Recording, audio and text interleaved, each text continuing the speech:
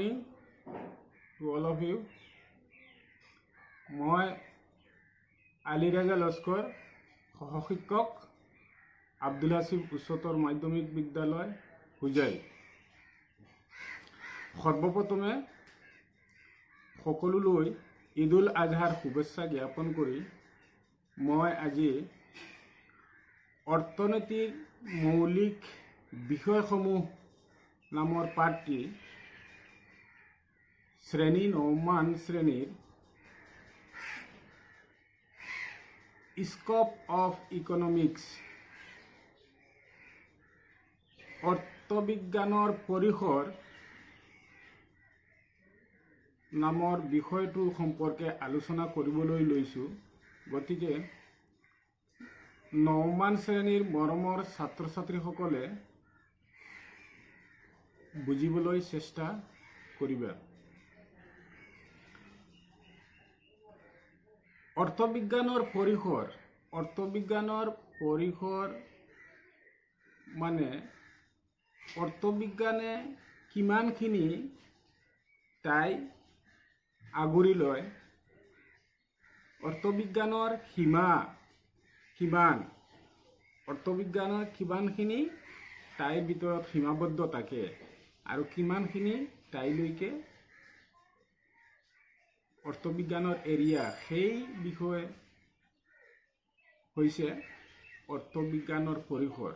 কিমানখিনি তাই সামৰি লয় অৰ্থবিজ্ঞানে, তাৰ অৰ্থ হৈছে অৰ্থবিজ্ঞানৰ পৰিসৰ। এতিয়া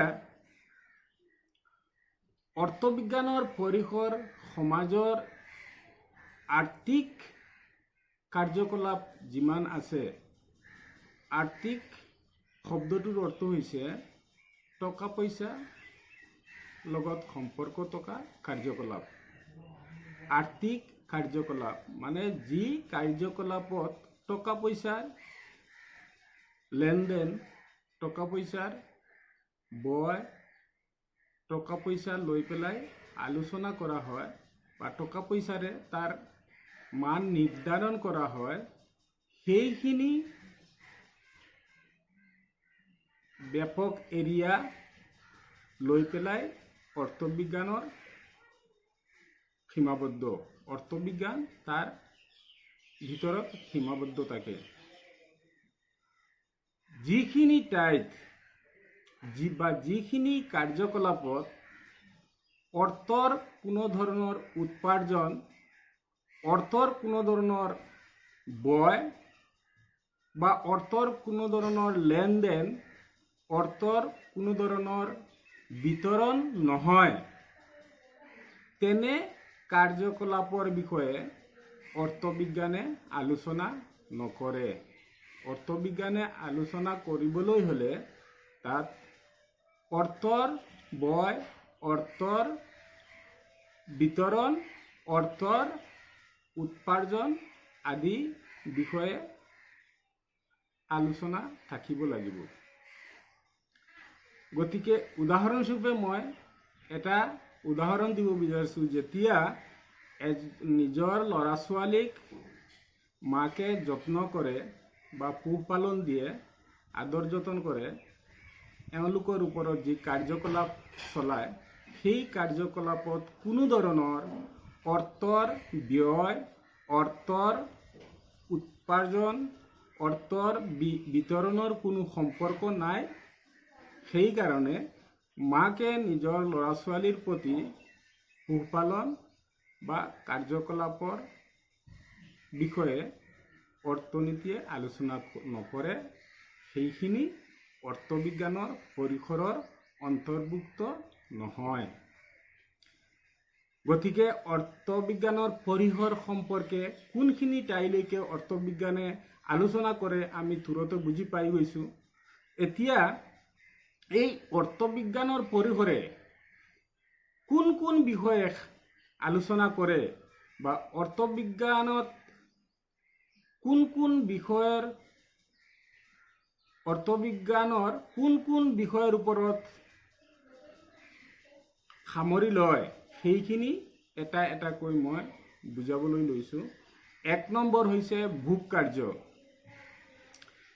ভোগ কাৰ্য আমাৰ অভাব দূৰ কৰাৰ উদ্দেশ্যে আমি বা আমাৰ সমাজে বা আমাৰ মানৱ সমষ্টিয়ে যিবোৰ কাৰ্যকলাপ কৰোঁ সেইখিনিয়েই হৈছে ভোগ। সেই কাৰ্যকলাপ হৈছে ভোগ কাৰ্য। ভোগ কাৰ্যৰ লগত জড়িত যিমান নিয়ম নীতি আছে, বিধিসমূহ আছে, ভোক্তাৰ ভাৰসাম্যকতা আছে আদি বিষয়ে অধ্যয়ন অৰ্থনীতিৰ পৰিসৰৰ অন্তৰ্ভুক্ত হয়। এতিয়া ইয়াত ভোক্তাৰ ভাৰসাম্য শব্দটোৰ অৰ্থ তুৰতে মই বুজাবলৈ চেষ্টা কৰিছোঁ। এই ভাৰসাম্য অৰ্থটো মানে কি? সংক্ষেপত ভাৰসাম্য মানে হৈছে নিৰপেক্ষ এটা স্থান, যাৰ কোনো পক্ষপাতি নহয়। এনেকুৱা এটা স্থান যি নিৰপেক্ষ স্থান, সেইটো হৈছে ভাৰসাম্য অৱস্থা। এই ভাৰসাম্য অৱস্থা মানে এনেকুৱা আমি ক'ব পাৰোঁ যে এনেকুৱা এটা অৱস্থা বা স্থান য'ত দুয়োফালে ক্ৰিয়া প্ৰতিক্ৰিয়া বা কাৰ্যকলাপৰ ক্ষমতা সমান হিচাপে থাকে। কোনোফালে ক্ষমতা বেছি বা কম, কোনোফালে কম, তেনেকুৱা নহয়। এটা নিৰপেক্ষ স্থানত অৱতীৰ্ণ হয়, সেইটো হৈছে ভাৰসাম্য অৱস্থা। গতিকে এই ভাৰসাম্য অৱস্থা বিষয়ে বহু আলোচ্য আছে ভৱিষ্যতলৈ। গতিকে এই ভাৰসাম্য বহু ধৰণৰ ভাৰসাম্য হ'ব পাৰে।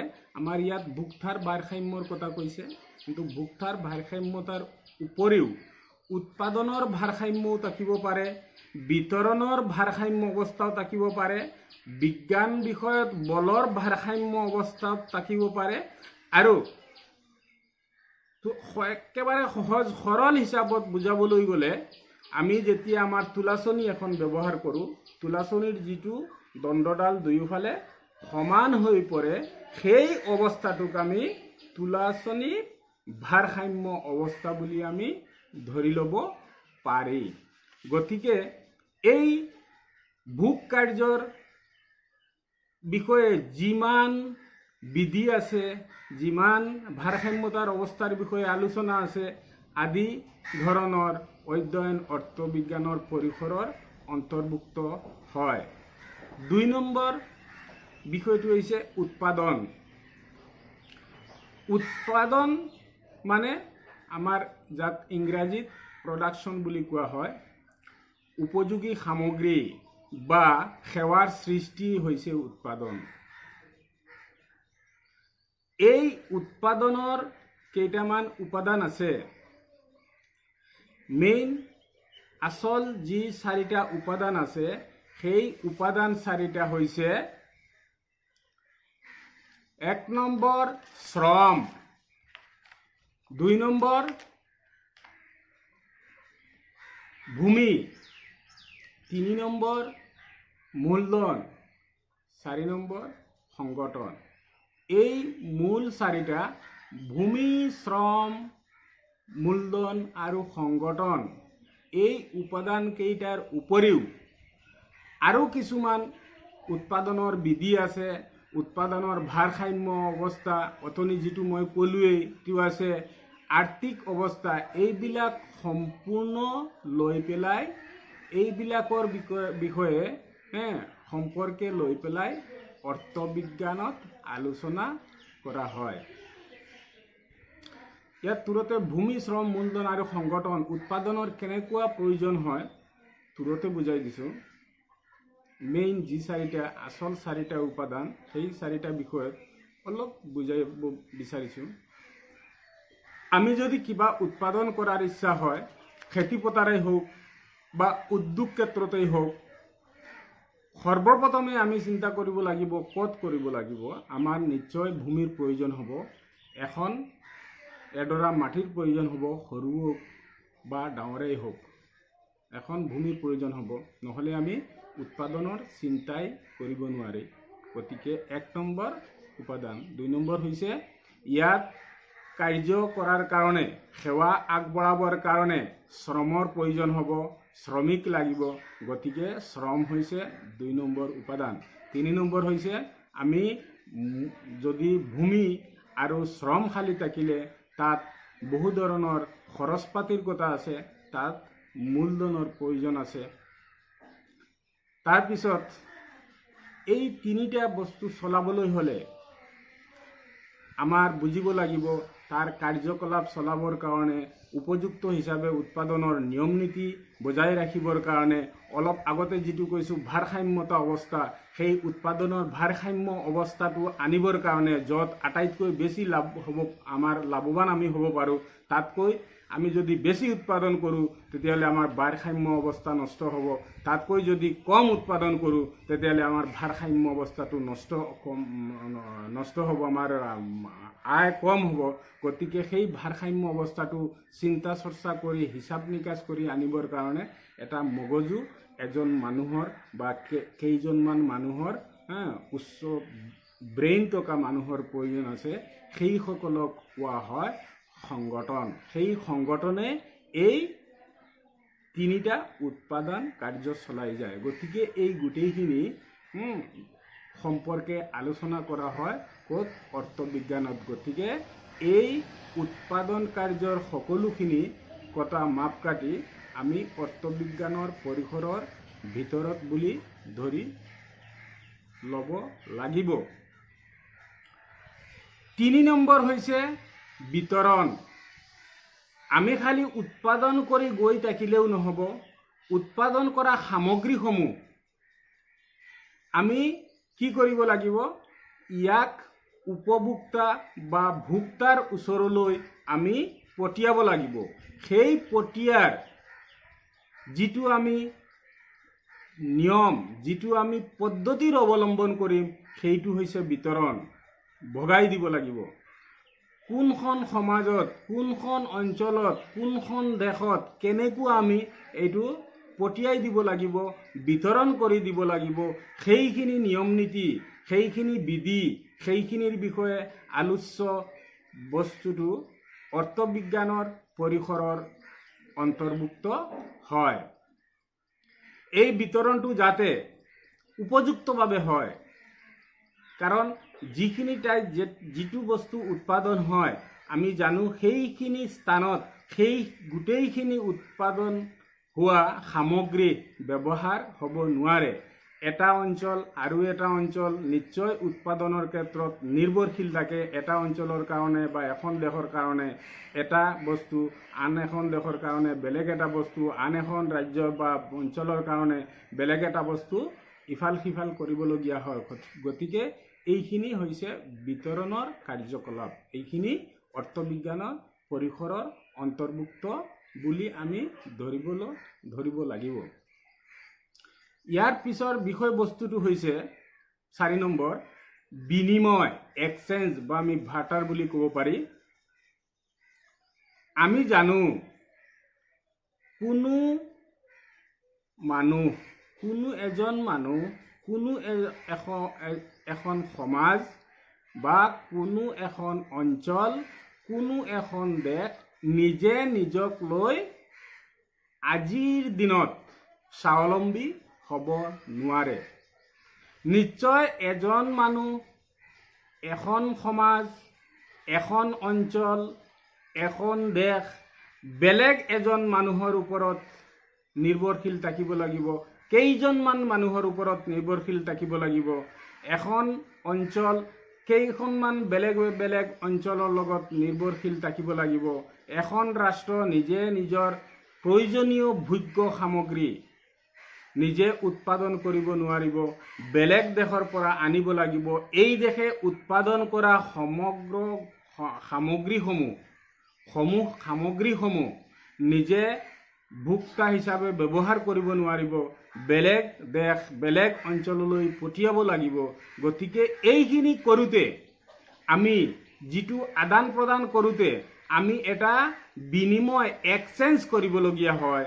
আমি এটা সামগ্ৰীৰ পৰিৱৰ্তে বেলেগ এটা সামগ্ৰী বা এটা সামগ্ৰীৰ পৰিৱৰ্তে বেলেগ এটা কাৰ্যকলাপ আমি বিনিময় কৰি লওঁ, সেইখিনি কথা অৰ্থবিজ্ঞানৰ পৰিসৰৰ ভিতৰত পৰে। সেইধৰণে আন্তৰ্জাতিক বাণিজ্য বা আভ্যন্তৰীণ বাণিজ্য, দেশৰ ভিতৰত হোৱা বাণিজ্যসমূহ, দেশৰ বাহিৰত হোৱা আন্তৰ্জাতিক বাণিজ্যসমূহ এই অৰ্থবিজ্ঞানৰ অন্তৰ্ভুক্ত হয়। অৰ্থনীতিত এই দুই প্ৰকাৰৰ বিনিময়ৰ বিষয়ে আলোচনা কৰা হয়। এই বিনিময় আজিকালিৰ দিনত অলপ নহয় প্ৰায় নাইকিয়াই হৈ গৈছে। তাৰ বিনিময়ত বেলেগ এটা চিষ্টেম সৃষ্টি হৈছে, পিছতো বিষয়বস্তুত কৈছোঁ।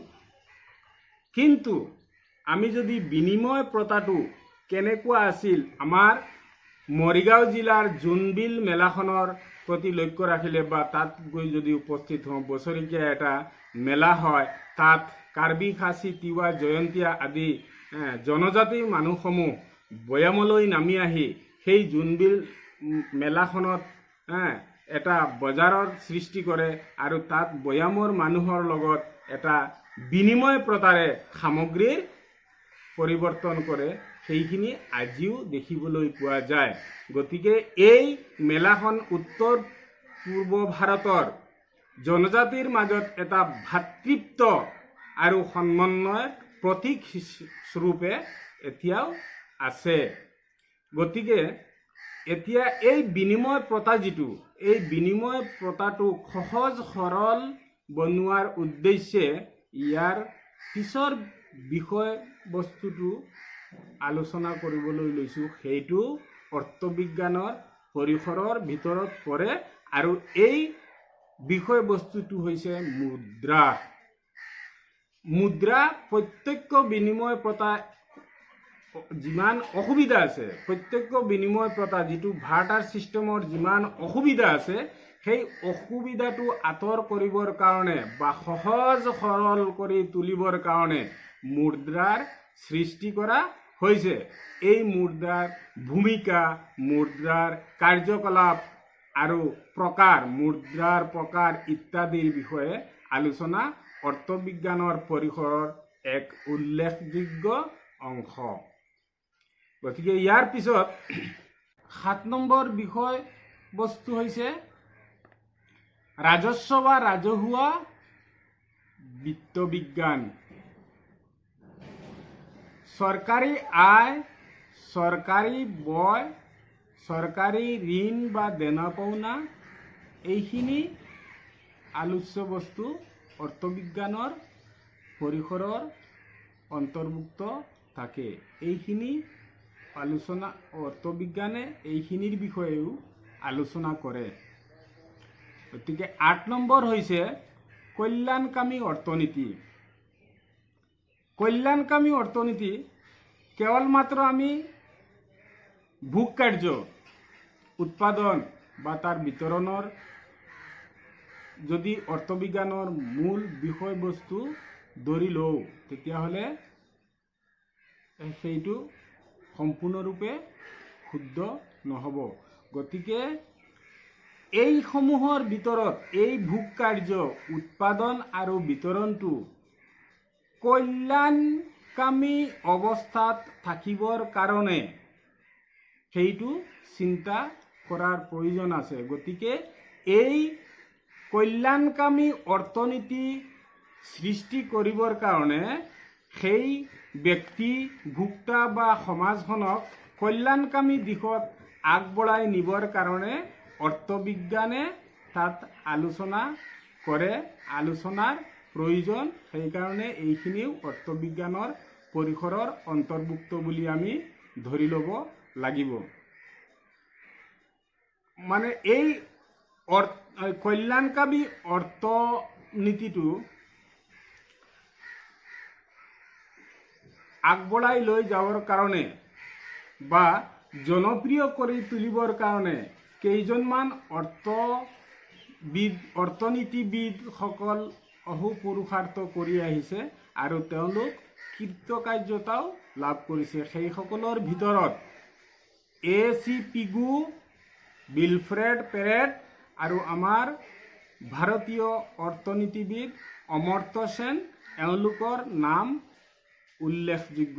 এওঁলোকে এই কল্যাণকামী অৰ্থনীতি জনপ্ৰিয় কৰি তুলিবৰ কাৰণে বহু চেষ্টা কৰিছে আৰু এওঁলোকক আমি শলাগ ল'বলগীয়া হয়। তাৰপিছত 9 নম্বৰ পৰিৱেশীয় অৰ্থনীতি। এহাতে অৰ্থনীতিৰ উন্নতি ক্ষিপ্ৰতাৰে আগবঢ়াই লৈ যাবৰ কাৰণে যি পৰিৱেশ, যি উদ্যোগ আদিৰ মনোনিৱেশ কৰা হৈছে, সেইখিনিৰ বিপৰীতে আমাৰ পাৰিপাৰ্শ্বিকতাৰ কিছু ভাৰসাম্য বিনষ্টও হোৱাৰ পথত দেখা গৈছে। আমাৰ পাৰিপাৰ্শ্বিকতা অৱস্থাটো যদি বিনষ্ট হ'বলৈ ধৰে, তাৰ ফলটো আমাৰ ওপৰত কি ধৰণে প্ৰভাৱ পেলাব সেইটো আমি নিশ্চয় বুজিব পাৰোঁ। যেনেকুৱা আমাৰ ধৰি লওঁ আমি আমাৰ পাৰিপাৰ্শ্বিকতা, আমাৰ পৰিৱেশ, আমাৰ ওচৰ চুবুৰীয়া এইটো যদি বিনষ্ট হয়, নিশ্চয় আমি আৰ্থিক দিশতেই হওক, শাৰীৰিক দিশতেই হওক, আমাৰ মানসিক দিশতেই হওক, আমি কি হ'ব, আমাৰ ক্ষতিসাধন হোৱাটো নিশ্চয়। সেইকাৰণে আমাৰ পাৰিপাৰ্শ্বিকতাৰ ভাৰসাম্য কিদৰে ৰক্ষা কৰিব পাৰি সেই বিষয়ে আলোচনা কৰাটো আমাৰ নিতান্ত প্ৰয়োজন। সেইখিনি আলোচনা কৰিবলৈ আমাৰ অৰ্থবিজ্ঞানৰ পৰিসৰত লোৱা বা ধৰা হৈছে। গতিকে এই পৰিৱেশ অৰ্থনীতিৰ বিষয়েও আমাৰ অৰ্থবিজ্ঞানৰ পৰিসৰৰ অন্তৰ্ভুক্ত কৰা হৈছে। সৰ্বশেষত 10 নম্বৰ যিটো বিষয়বস্তু, দক্ষতা। দক্ষতা অতি প্ৰয়োজন। দক্ষতাৰ বিষয়ে অৰ্থবিজ্ঞানৰ পৰিসৰত আলোচনা কৰা অতি দৰকাৰী, কিয়নো দিনক দিনে যি পৰিমাণৰ আমাৰ সম্পদসমূহ ব্যৱহাৰৰ কাৰণে যি পৰিমাণৰ